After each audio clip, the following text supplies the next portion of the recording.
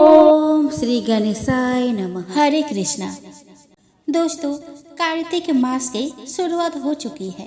पुराणों के अनुसार इसी माह में कुमार कार्तिकेय ने तारकासुर का वध किया था।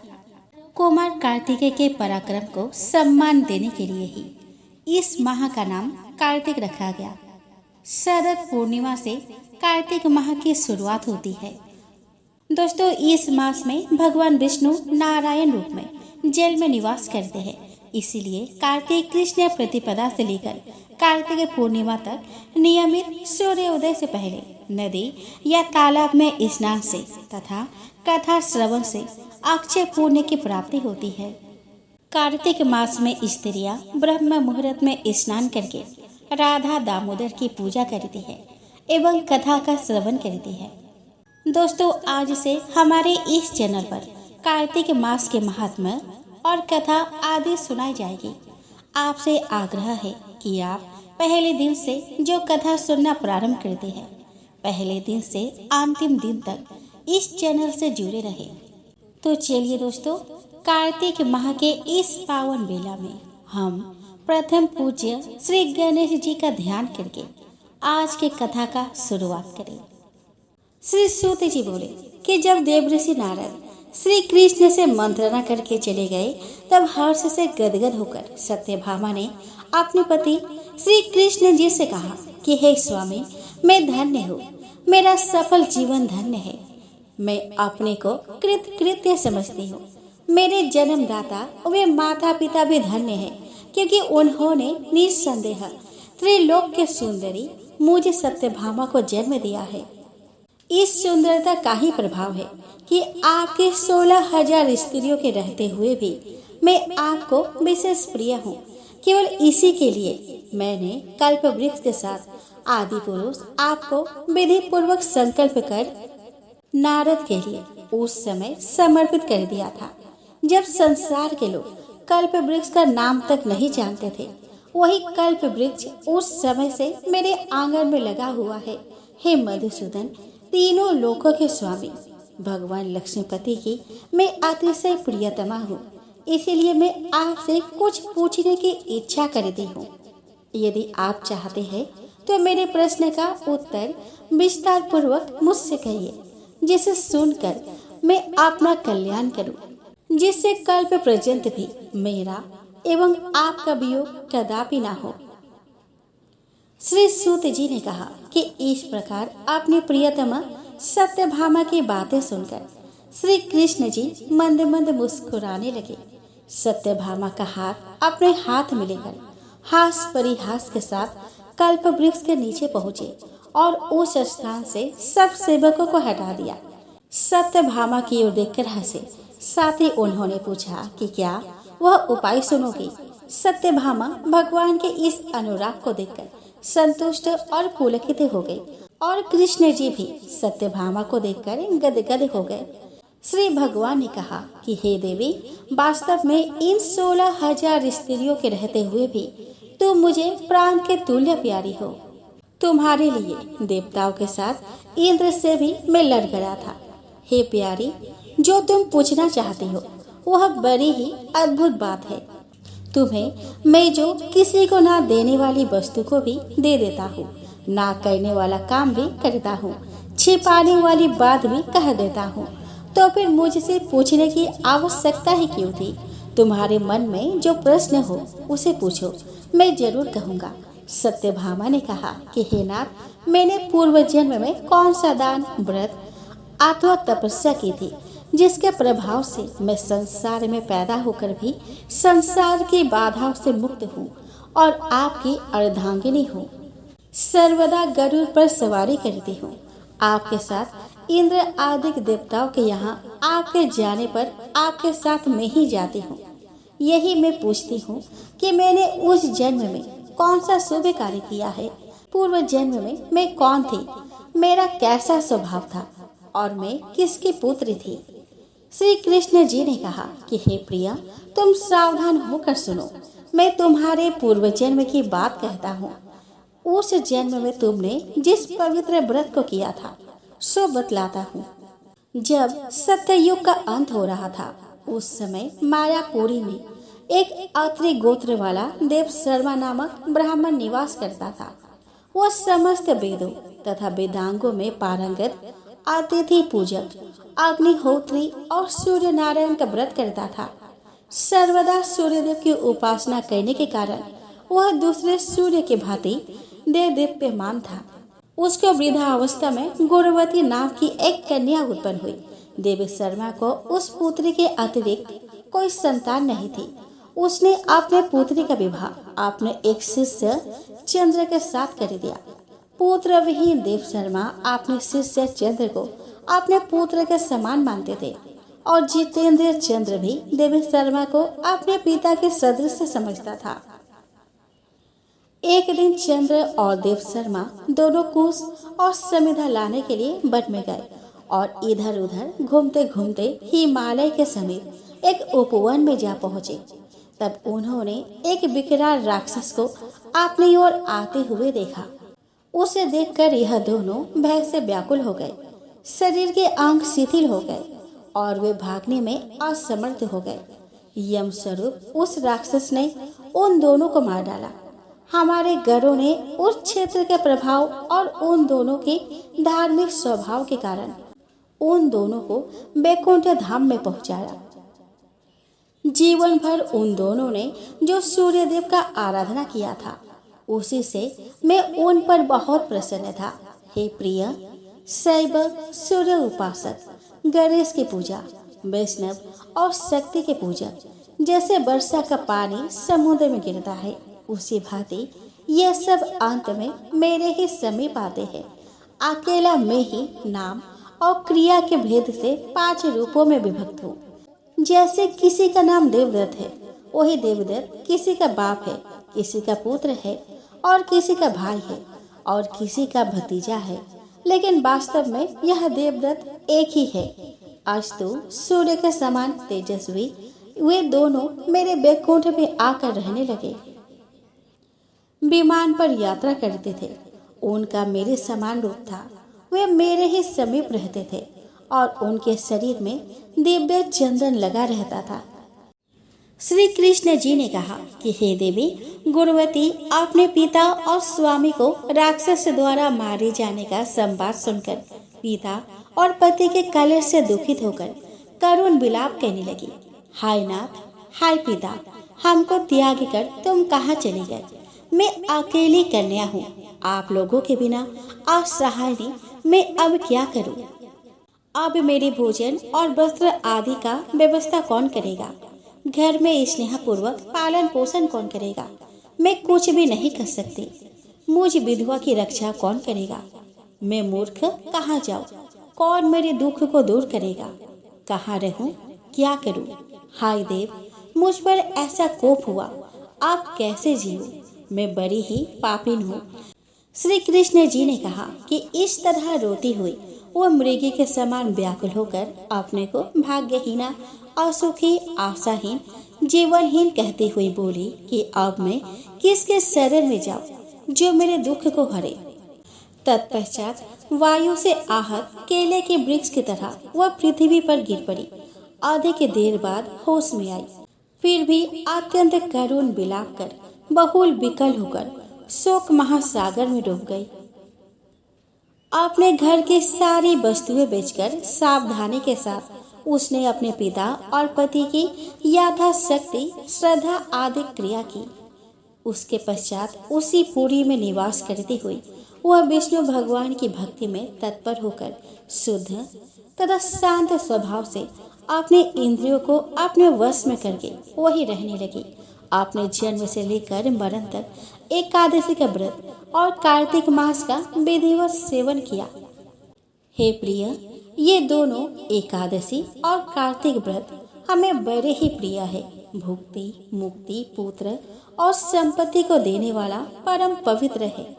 जो मनुष्य तुला के संक्रांति करते हुए कार्तिक मास में प्रातः काल में स्नान करते हैं, वे चाहे पापी ही हो तो भी वे पापों से मुक्त हो जाते हैं। जो मनुष्य कार्तिक स्नान, जागरण, दीपदान और तुलसी के वृक्ष की रक्षा करते हैं, वे साक्षात विष्णु भगवान के तुल्य है। जो भक्त कार्तिक मास में विष्णु भगवान के मंदिर की स्वच्छता और विष्णु भगवान का स्वस्ति वचन करते हैं, वे प्राणी तो जीवन मुक्त है। इस प्रकार जो जन कार्तिक मास में 3 दिन तक श्री विष्णु के मंदिर की स्वच्छता अथवा उनका पूजन करते हैं, देवतागण भी उनकी वंदना करते हैं। जिन्होंने जन्म भर इस नियम का पालन किया है, उनका तो कहना ही क्या है।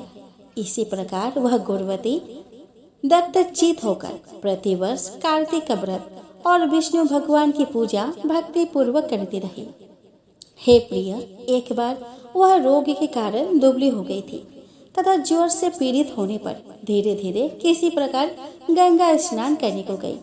वह जल में स्नान करने के निमित्त उतरी और जाड़े से कांपने लगी और विकल हो गई।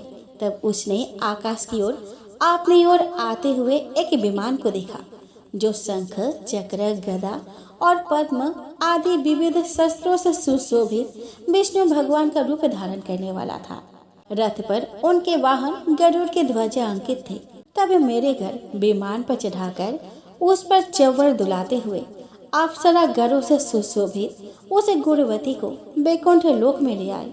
वह गुणवती प्रज्वलित अग्नि के शिखा की तरह उस विमान में बैठी हुई एकमात्र कार्तिक व्रत के प्रभाव से मेरे समीप आई।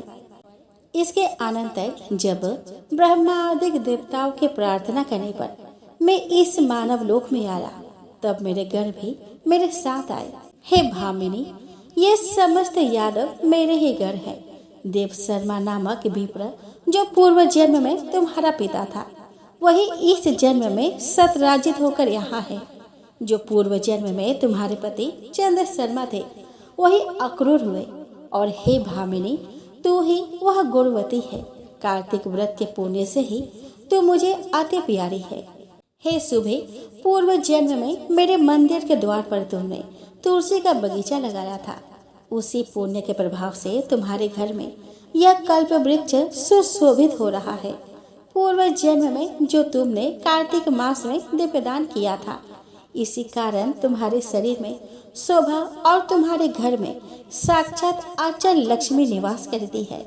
उस जन्म में तुमने जो व्रत आदि पति स्वरूप भगवान के लिए अर्पण किया था, उसी के फल से तुम इस जन्म में मेरी प्रिय भार्या हुई हो। पूर्व जन्म में आजीवन तुमने नियम सहित कार्तिक मास का व्रत किया था, उसी से कभी भी हमारा और तुम्हारा वियोग नहीं हो सकेगा। इसी प्रकार जो प्राणी कार्तिक का व्रत करेंगे, वे सभी भी मेरे ही समीप रहेंगे और तुम्हारे ही समान प्रिय होंगे। यज्ञ, दान, व्रत और तपस्या करने वाले मनुष्य को जो फल प्राप्त होता है, वो कार्तिक व्रत के पुण्य फल का 16वां भाग भी नहीं होता। श्री सूत जी बोले कि इस प्रकार सत्यभामा श्री कृष्ण भगवान से अपने पूर्व जन्म संबंधी पुण्य के प्रभाव का वृत्तांत सुनकर प्रसन्न हुई तथा सारे संसार के आदि कारण भगवान श्री कृष्ण जी को प्रणाम करके बोली। आइए दोस्तों, अब हम आत्मदेव ब्राह्मण की कथा सुनते हैं। दोस्तों, दक्षिण दिशा में तुंगभद्रा नदी के तट पर स्थित एक नगर में आत्मदेव नामक एक ब्राह्मण अपनी पत्नी धुंधली के साथ रहता था। ब्राह्मण बड़ा ज्ञानी, तेजवान और सदाचारी था, जबकि उसकी स्त्री बड़ी कर्कशा थी। वह सारे दिन सांसारिक मोहमाया में फंसी रहती थी और बात बात में अपने पति से लड़ाई झगड़ा करती रहती थी। वह ब्राह्मण जैसे परमेश्वर इच्छा कहकर चुप रहता था और अपना समय काटता था। उस ब्राह्मण के यहाँ कोई संतान नहीं थी। उसने संतान के लिए खूब दान दक्षिणा बांटी, पर उसे संतान का सुख प्राप्त न हो सका। एक दिन दुखी होकर वह अपना जीवन समाप्त करने की इच्छा से वन में चला गया। वहाँ एक सरोवर के किनारे वह भूखा प्यासा दोपहर तक बैठा रहा। चिंता के मारे उसका बुरा हाल था। संतान न होने के कारण उसके पितरों को मुक्ति नहीं मिलेगी, यह सोच सोच कर वो हैरान परेशान था। उसी समय एक सन्यासी वहां आया। उस ब्राह्मण को उदास देखकर उसकी उदासी का कारण पूछने लगा। ब्राह्मण ने संतान न होने का अपना दुख उसे बताया और कहा कि उसके पालित गाय भी बांझ है जो वृक्ष उसने लगाया है उस पर भी फल नहीं आते हैं। बाजार से जो फल वह लाता है वे भी सूख जाते हैं। सन्यासी ने ब्राह्मण को सांत्वना देते हुए उसकी कर्म रेखा देखी तो कहा कि तेरे भाग्य में 7 जन्म तक संतान का सुख नहीं है, इसीलिए उसके लिए प्रयत्न करने का कोई लाभ नहीं। वैसे यह सांसारिक माया झूठी है। कली युग में पुत्र के सुख नहीं, कली युग में पुत्र से सुख नहीं, दुख ही प्राप्त होता है। सभी भाई बंधु मतलब के साथी होते हैं। तो ब्राह्मण पुत्र है, तुझे अपना मन हरि भक्ति में लगाना चाहिए, इससे तुझे सुख प्राप्त होगा। श्री हरि की शरण के बिना प्राप्त होने वाला सुख अंत में दुख का ही कारण बनते हैं। ब्राह्मण को सन्यासी की बातों से संतोष नहीं मिला। वह संतान प्राप्ति के ही रट लगाए रहा। उसे अधिक दुखी जानकर उस सन्यासी ने उसे एक फल दिया और कहा कि इसे ले जा, अपनी पत्नी को खिला देना, तुझे अवश्य पुत्र का सुख मिलेगा। ब्राह्मण सुखी सुखी अपने घर लौट आया और उसने वह फल अपने पत्नी को खाने के लिए दे दिया और कहा कि इसके फल से उसे पुत्र की प्राप्ति होगी। फल देकर वह ब्राह्मण नगर में चला गया। उसी समय उसकी पत्नी की एक सहेली वहां पर आई तो ब्राह्मण की स्त्री ने उससे अपने स्वामी की बात बताई और कहा कि वह संतान उत्पन्न करना नहीं चाहती। यदि उसे गर्भ रह गया तो घूमने फिरने, गाने बजाने, उठने बैठने में उसे बड़ा कष्ट होगा। गर्भ के कारण वह ठीक से खा पी नहीं सकेगी और जब वह पुत्र को जनेगी तो उसे बड़ी पीड़ा होगी। उसका शरीर कोमल है, वह इस दुख को सहन नहीं कर पाएगी। यदि बालक हो भी गया तो रात दिन उसके मल मूत्र को साफ करना उससे नहीं हो पाएगा। बदबू वह जरा भी सहन नहीं कर पाती, इससे तो वह बांझी ठीक है। उसके सहेली ने उसे समझाया कि वह फल को कहीं छिपा दे और पति से कह दे कि उसने फल खा लिया है। सहेली की बात उसके समझ में आ गई। उसने ऐसा ही किया। उसने फल को छिपा दिया और पति से झूठ बोल दिया कि उसने फल खा लिया है। कुछ दिनों बाद उस ब्राह्मण की बहन उसके घर आई तो उसने अपने बहन को उदास और कमजोर देखा तो वह पूछा कि यह सब क्या है, उसकी उदासी का कारण क्या है। इस पर ब्राह्मणी ने अपने बहन को सारी बात बता दी और बोली कि वह इसीलिए चिंतित और उदास है क्योंकि गर्भ तो उसके है नहीं। फिर वह अपने पति से यह झूठ कब तक छिपा पाएगी। उसकी बहन ने बताया कि वह 1 माह की गर्भवती है, वह पुत्र प्रसव करेगी तो उसे दे देगी। यह फल वह गाय को खिला दे। ब्राह्मणी ने प्रसन्न होकर वह फल अपने गाय को खिला दी। समय आने पर ब्राह्मणी की बहन ने एक पुत्र को जन्म दिया। ब्राह्मणी तत्काल चुपचाप उस नवजात शिशु को ले आई और उसने ब्राह्मण से कह दिया कि उसे पुत्र हुआ है। कुछ समय के बाद ब्राह्मणी की गाय ने भी एक सुंदर मनुष्य रूपी बालक को जन्म दिया। उसके कान गाय जैसे बहुत बड़े बड़े थे। ब्राह्मण दोहरी खुशी पाकर खूब प्रसन्न हुआ। उसने याचकों को बुलाकर खूब दान दक्षिणा दी और घर में ढोलक बजवाई। ब्राह्मणी ने अपने पति से कहा कि उसको दूध नहीं उतर रहा है, जबकि उसके बहन को खूब दूध आ रहा है। उसका पुत्र पैदा होते ही मर गया। उसका दूध पीने वाला कोई नहीं है। अगर वह कहे तो अपनी बहन को बुला ले। ब्राह्मण ने सहस्र अपनी सहमति प्रदान कर दी। ब्राह्मणी की बहन वहां आ गई और उसके पुत्र को दूध पिलाने लगी। ब्राह्मण ने उस बालक का नाम धुंधकारी रखा और गाय के पुत्र का नाम गोकर्ण रखा। वह उन दोनों बालकों का लालन पालन अच्छी प्रकार से करने लगा। जब दोनों बालक सयाने हुए तो गोकर्ण पढ़ लिख कर बड़ा पंडित और बुद्धिमान हुआ, जबकि धुंधकारी महामूर्ख, अधर्मी, चोर, जुआरी और लंपट बना।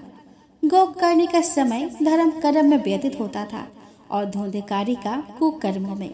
गोकर्ण का समय शास्त्रों के अध्ययन, तीर्थाटन और संत महापुरुषों के संग में बीतता था, जबकि धुंधकारी वेश्यागमन करता।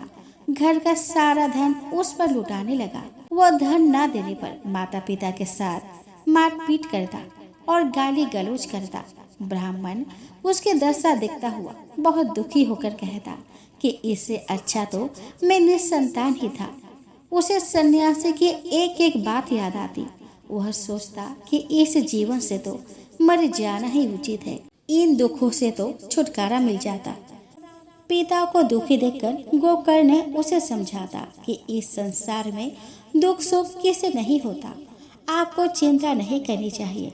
संसार में राजा रंग धनी निर्धन सभी के साथ दुख लगे रहते हैं।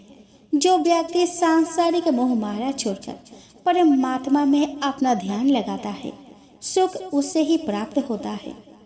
इसीलिए आप स्त्री और संतान का मोह छोड़कर वन में चले जाओ और भगवान का ध्यान करो, आपको सुख अवश्य मिलेगा। संसार में लिप्त रहने से तो नरक ही भोगना पड़ता है।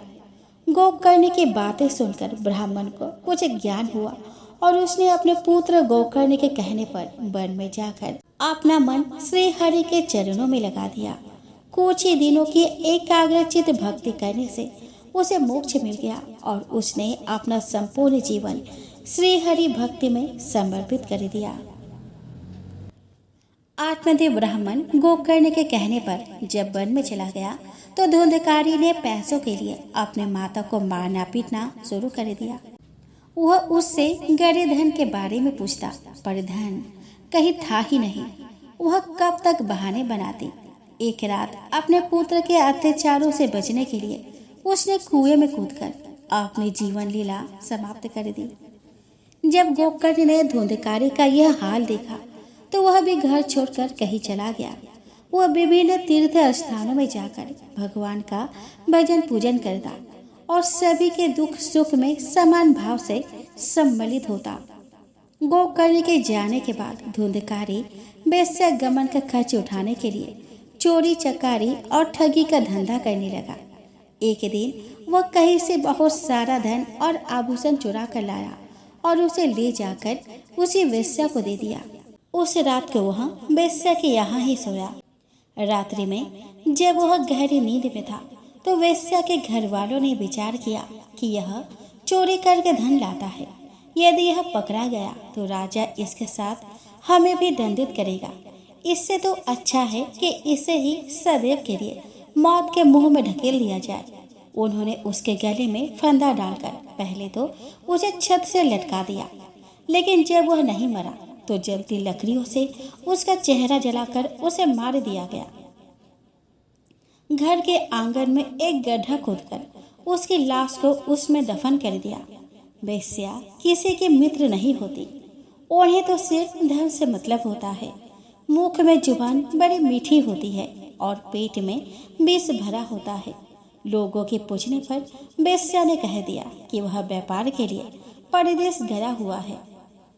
हत्या किए जाने के कारण धुंधकारी प्रेत योनि में पहुंच गया। तीर्थ यात्रा के समय किसी ने गोकर्ण से कहा कि उसका भाई मर चुका है, परंतु उसकी अंत्येष्टि न होने के कारण उसकी आत्मा अभी तक भटक रही है। गोकर्ण ने गया तीर्थ में जाकर उसका विधिवत श्राद्ध किया। रात्रि में जब गोकर्ण अपने डेरे पर आकर सोया तो उसने धुंधकारी को प्रेत के योनि में देखा। वह कभी बैल, कभी हाथी, कभी बकरा, तो कभी भैंसा, तो कभी मनुष्य बन जाता। गोकर्ण ने धैर्य के साथ उससे पूछा कि अरे भाई, तू प्रेत कैसे बन गया? मैंने तो तेरा विधिवत श्राद्ध कर दिया है। धुंधकारी ने रोते हुए अपना सारा हाल कहा और बोला कि भाई, मैं धुंधकारी हूँ। मैंने बड़े पाप किए हैं, उनकी गिनती नहीं हो सकती। इन्हीं पापों के कारण मुझे प्रेत योनि से मुक्ति नहीं मिल रही है। अब तुम ही अपने धर्म के प्रभाव से मुझे प्रेत योनि से मुक्ति दिला सकते हो। दूसरे दिन गोकर्ण ने पंडितों को अपने घर बुलाकर अपने भाई की प्रेत योनि से मुक्ति का उपाय पूछा। उन पंडितों ने गोकर्ण से कहा कि वह सूर्य उपासना करके भगवान सूर्यदेव से उसकी मुक्ति का उपाय पूछे। गोकर्ण ने सभी पंडितों को उचित दान देकर विदा किया और जेल में खड़े होकर सूर्य उपासना की। सूर्य मंत्र के प्रभाव से भगवान सूर्यदेव ने गोकर्ण को दर्शन दिए और जब वरदान मांगने को कहा तो गोकर्ण ने भगवान सूर्य से ऐसा उपाय बताने की प्रार्थना की जिससे धुंधकारी प्रेत योनि से मुक्त हो जाए। वत्स श्रीमद् भागवत का सप्ताह पारायण कराओ और उसे अपने भाई को सुनाओ, उसकी प्रेत योनि से मुक्ति हो जाएगी। सूर्य भगवान की बात सुनकर गोकर्ण प्रसन्न हो उठा। उसने तत्काल पंडितों, योगियों, महापुरुषों को बुलाकर मंत्रणा की और शास्त्र विधि के अनुसार श्रीमद् भागवत का सप्ताह पारायण कराया। उसे सुनते ही बहुत से स्त्री पुरुष, आबाल वृद्ध, धनी निर्धन वहां पे आ गए। धुंधकारी का प्रेत एक बांस पर, जिसमें 7 गांठें थी, वहां पर बैठा और श्रीमद् भागवत की कथा का श्रवण करने लगा। पहले दिन की कथा समाप्त होने पर बांस की एक गांठ फट गई, ऊंची शब्द ध्वनि हुई।